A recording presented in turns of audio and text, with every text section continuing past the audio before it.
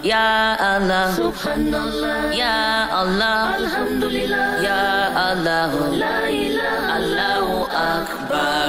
Ya Allah, Subhanallah, Ya Allah, Alhamdulillah, Ya Allah, La ilaha, Allahu Akbar. Assalamu alaikum wa rahmatullahi ta'ala wa barakatuhu. You're welcome to another edition of Today's Woman, The African Pride. And my name, as usual, is Hiba Farouk. With me in the Wahab Adams studio of MTA Ghana is Mrs. Amatu Suburu Osman. You're welcome to the show once again. She's here from the, she is a regulatory officer from the Food and Drugs Authority, Ghana. And I'm sure you are warming up to our discussion for today, which is food safety. So we're going to talk about everything and anything that has to do with food and how safe it should be for us, because food is our essential sustenance. So it's very important. This topic is very, very important. So stop whatever you're doing, put your phone down, and stay tuned. You're welcome again. Okay, so let's go straight to the questions. What is food safety? Food safety basically refers to handling of food throughout the food chain in ways to ensure that when we consume it, it doesn't cause foodborne illnesses. Okay. And when I say throughout the food chain, I'm referring to from farm to fork. So right from the cultivating of the food, to harvesting the food, storing the food, transporting the food, preparation and serving of the food. Right. We have to ensure that at all these steps, we should practice food safety protocols to ensure that the food is safe. Right. And then it doesn't happen by, food safety doesn't happen by accident. Right. We all have a collective responsibility to play, as I've talked about, from farm to fork. So from the farmer, the food goes to either the market or factories where they are manufactured. Then from the market, people with restaurants may buy the food to their restaurants. Then people from their homes also buy to cook, and it all ends up to the end, the consumption where the consumer will eat it. Right. And at all these levels, we all have parts to play. So it's a collective responsibility that we all have to a part to play in ensuring that the food will be safe. Thank you so much. I like how you answered it and broke down the processes, because when we have food in front of us, we never, think to how many processes or how much people have handled food. So this is very interesting. So now that we've spoken about food safety, what is unsafe food? So unsafe food is basically food that has the potential or the ability to cause foodborne illnesses or can affect our health negatively. Right. Basically, foods that may have been damaged or maybe show signs of rot or just foods that are rotten, we can say that they are unsafe. Right. Because there may be microorganisms that may have come into contact with them. So occasionally you hear stories that people consume food and then they run diarrhea, some vomit and all that. All these are due to consuming of unsafe food. Yeah. So what are some of, like you just mentioned diarrhea and whatnot, what are, give into details what's the effect of unsafe foods? Okay, basically the effects of unsafe foods can be, let's say we can categorize them into certain, so for instance, if you consume food, there are times that you might have just mild issues like just discomfort or maybe you are vomiting or diarrhea. Those are mild. Then there are times in severe cases you might have people falling sick and being hospitalized. Right. Then also for very severe cases you might have people consuming food and then it leads to death, and it can even lead to organ failure. So all these things are effects of unsafe food. And also at the family setting, when, for instance, you consume unsafe food and then you fall sick, it affects your labor because you can't work. Right. And once labor is affected, it affects your income. Right. And once income is affected, means that money is not coming in. How do you purchase safe food to eat? So it sort of becomes a cycle. So you can't work, it affects your income, it can lead to malnutrition Right. and poverty, so the cycle continues. Right, right. And also, again, once people consume food and they fall sick, it puts pressure on the health system of the nation, because a lot of people will have to run to the hospital and all that. Yeah. So essentially, well, what you're saying is that people should pay attention and invest their time Yeah. and money in safe foods, Yeah, because yeah. at large, it has very, very serious Yeah, repercussions. yeah. Okay. In what ways can food get contaminated? So basically, looking at this, I would like to talk about the types of contaminants that we have. Okay. So we can have physical contaminants, and these physical contaminants can come in the form of stones, hair, fur from animals, then glass, stone, wood. All these things are forms of, and then. So, for instance, when farmers harvest their produce, Right. there are times that they may need to dry the produce Right, outside. right. And depending on where you dry it, when you are gathering them, there are times that you are likely to introduce some physical contaminants with, like, say, stones. You dry your rice outside and you are picking it. There's a likelihood that you can introduce some of these at that point. Then when another form of contaminant too is a microbial contaminant. Okay. And this is just germs. Right. And germs are things that we can't see with our eyes, but they are in the environment that we live in. So, for instance, we have a farmer who cultivates his vegetables, and they use unclean water to water the vegetables. It means that you've introduced germs onto these produce. Or you have your food products. We normally, various foods have temperatures that they are supposed to be kept in. Right. So you put a food product, say your cooked rice, at room temperature for a long time. It gives room for microorganisms to grow in it. That's correct. And all these things are forms of contaminants. It makes the food unsafe.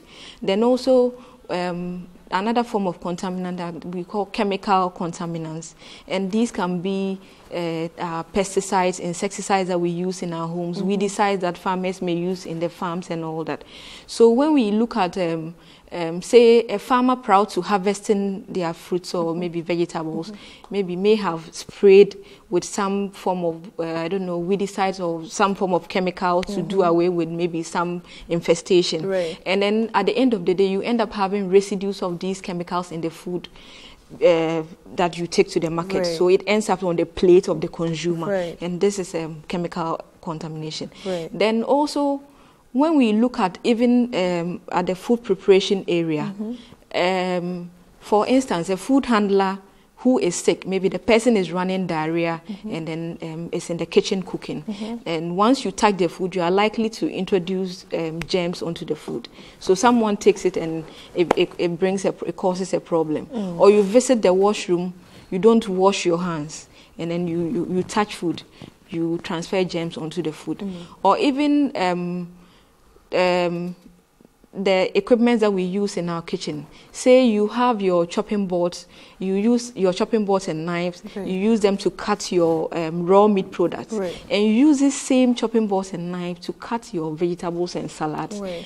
You are transferring germs from the meat products, because these salads are things that they are not going through any form of heating. Right. So you are transferring germs Yeah. to the salads. Right, And that's very also, when we are arranging food products in the freezer, Right. depending on how we freezer or fridges, depending on how we arrange the food products, can also lead to contamination. So there again, if you store your raw food products like your meat and fish with, say, your bread or cooked rice, definitely you are likely to have cross contamination. So these are some of the ways that we can have food being contaminated. Right. Yeah. So, like you said, from the farmer to the fork. Yeah. Did I get that correct? Yeah. So, from the farmer to, there are so many different ways that your food can get contaminated. Yeah. That's very interesting. So, that when you have access to your food produce, Yeah. you have to try as much as possible to make sure it is safe, Yeah. so including storing the food in the fridge. Storing the fridge, the food in the fridge. Yeah. That's very interesting.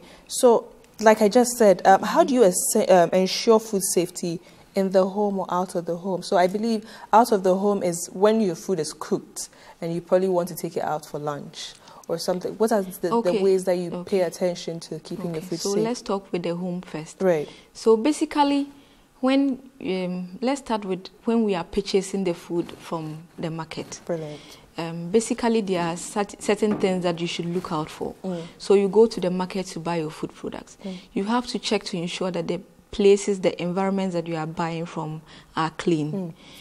You should check to see even the appearance of the one selling the food produce. How is the food displayed? Are they displayed on the floor or are they on tables? These are things that you should look out for, because once they are on the floor, dust and other microbial contaminants are likely to get onto the food. Right. And also another thing that you check, so for instance, you are buying your food produce, it's always advisable to separate your raw food products, like you buy your meat products. You shouldn't bag them all together. So you should bag them separately. So you have your meat and meat products, they should be bagged away from your vegetables and all that. Then also, another example that I'll give, you buy your raw eggs. Some eggs, when they are not clean and they have fecal matter, it comes with salmonella. So ideally, you have to make sure that if you have your raw eggs, they are separated from your food products. If you buy your household chemicals, they should be separated from your food products, because all these things are likely to contaminate the food. Then from the market, once you get back home, before you store the food products, you have to sort the food products. You have to make sure that you sort the food products and wash them properly. There are certain food products that may not require to go into the fridge. So for instance, you have your tubers of yam, you have your rice products, your flour and all that. They require to be at the dry storage area. Right. So you'd have to clean them properly. Your yam, for instance, they are stored, should be on pallets, not on the floor, because once they are on the floor, it gives room for, again, microorganisms and to react on it. So it's always good when they are above the floor for air to pass through and all that. And if it's your food products in containers, the containers should be covered properly to ensure that we don't have any form of pest infestation. Then so that is a dry food aspect. Then when it comes to your meat and meat products, depending on the duration, that how long you want to keep it, if it's not going to be used immediately, then you should clean and store in your freezers. Then if it's your vegetables, they should be in the fridge under cool conditions. Then also, so from the market, you sort the food products, you store.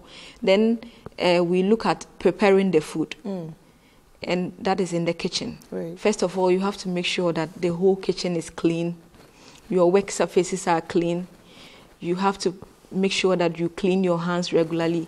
The foods that you are coming to prepare should be properly cleaned. If it's your vegetables, your tomatoes, you have to make sure that you wash them very well under running water. Sometimes if it's vegetables for salads, you have to make sure that you wash with salt. If you don't have salt and you have vinegar, you can use that as well. Right. So about the salt, so salt can serve as a sort of disinfectant? Yeah.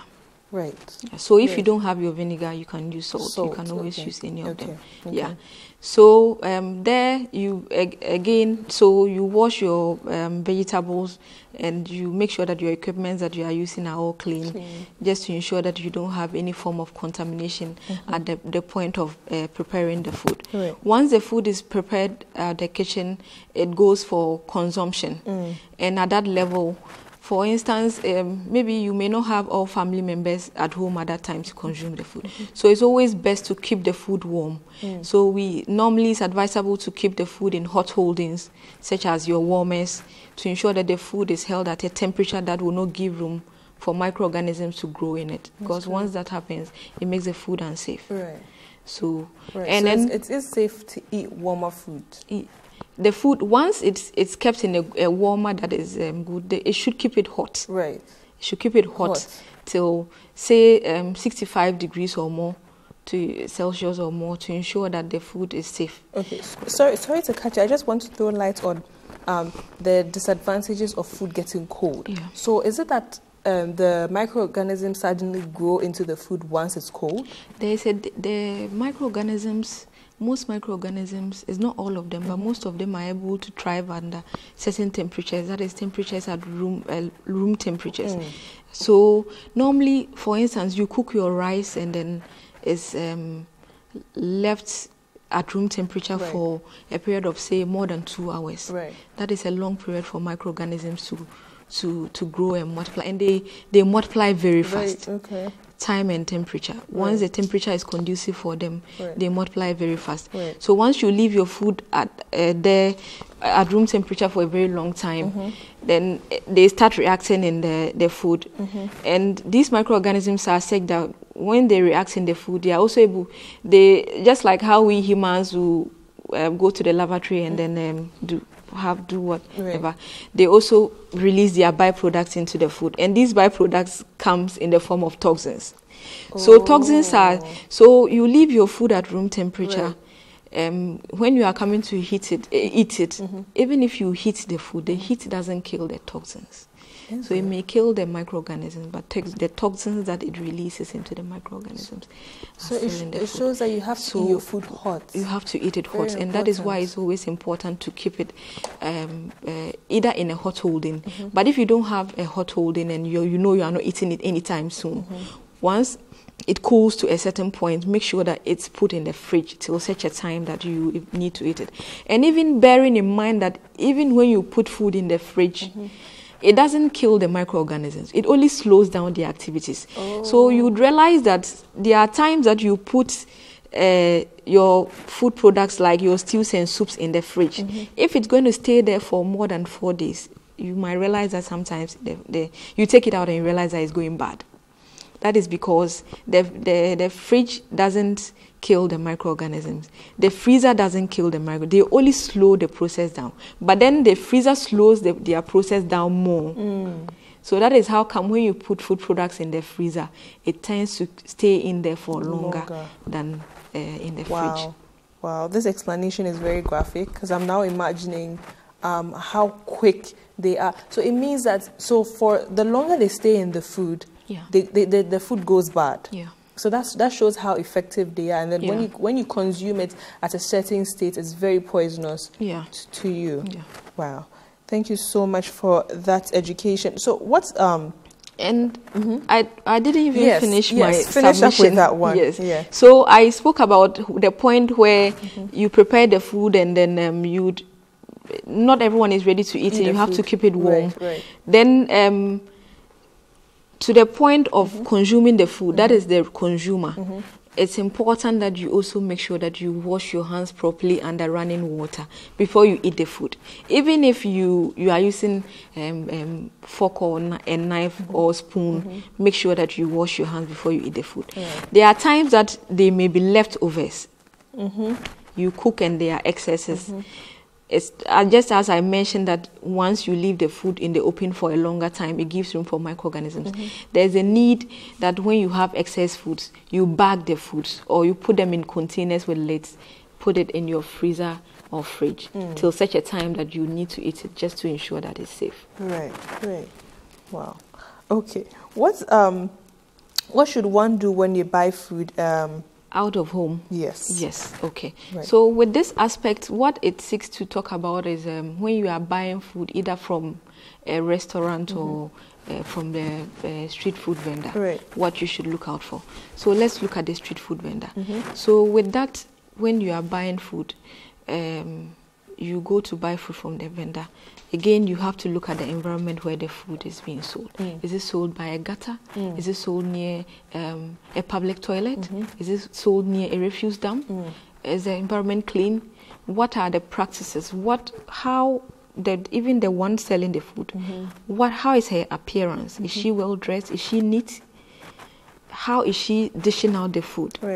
There are times that people selling food may take money with their hands and use that same hand to dish out the food. Is that what is happening?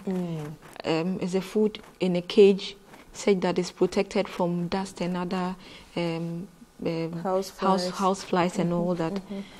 You should look out for all these things. That should inform you as to whether to buy the food or not. Because when you check all these things and you see that it's a negative, it should tell you that you are risking. Because once you buy it, you are using your money to buy an illness for yourself. Right.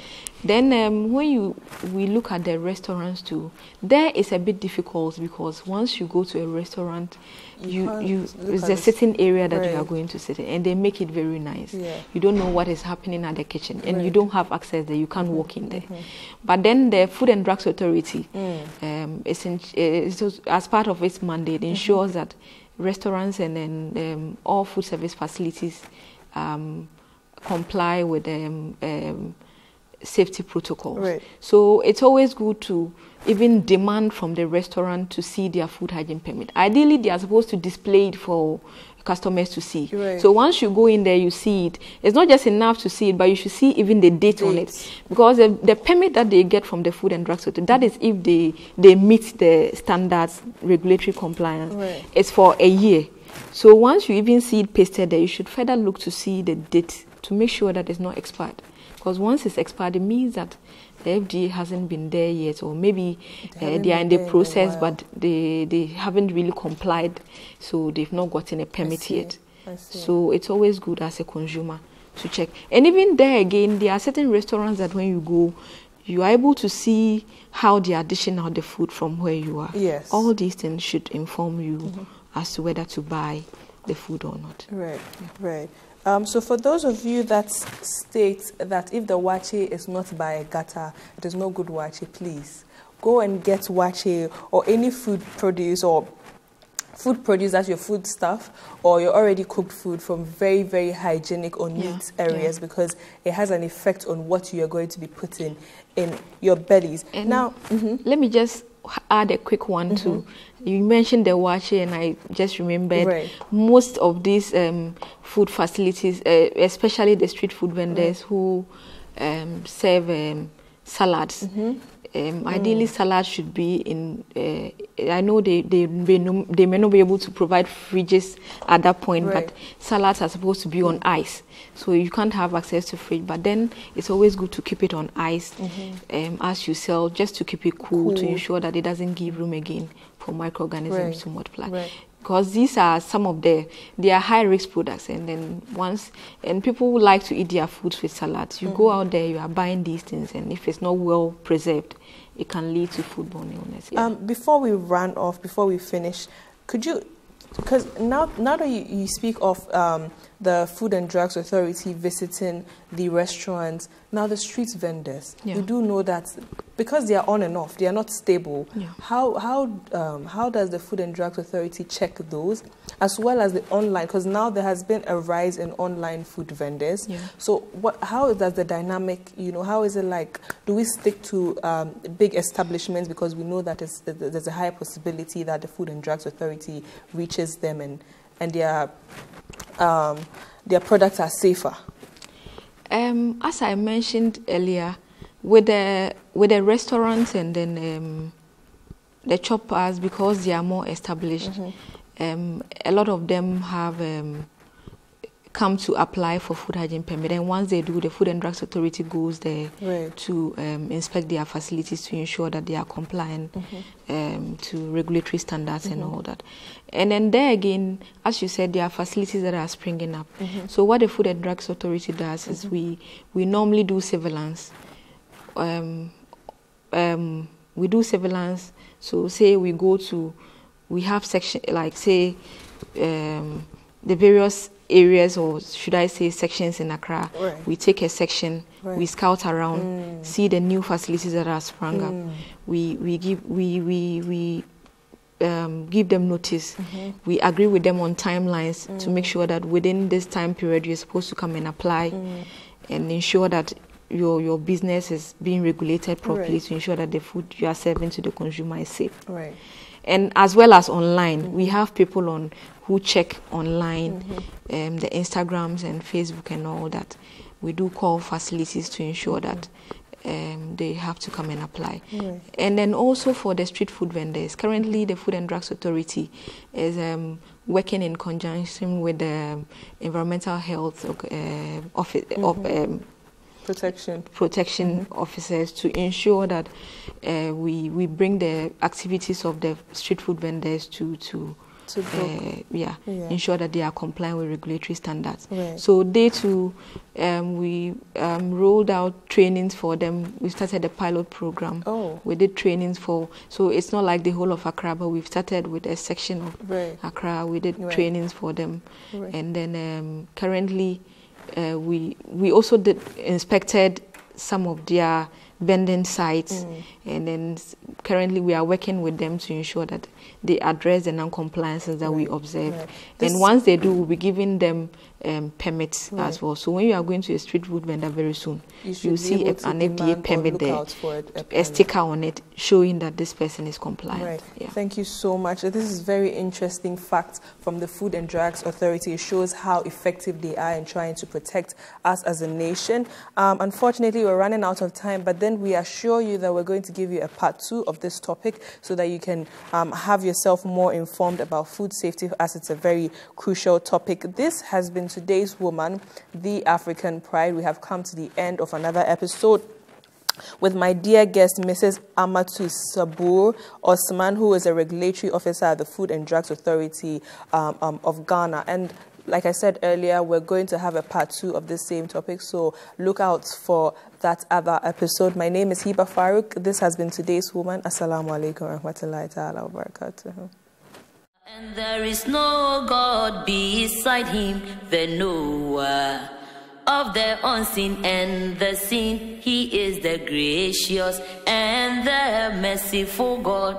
Oh Allah, you are most great. He is Allah, and there is no God beside him, the knower of the unseen and the seen. He is the gracious and the merciful God. Oh Allah, you are most great. Oh Allah, you are holy. Oh Allah, we praise you. Oh Allah, there is no God, you are most great. Oh Allah.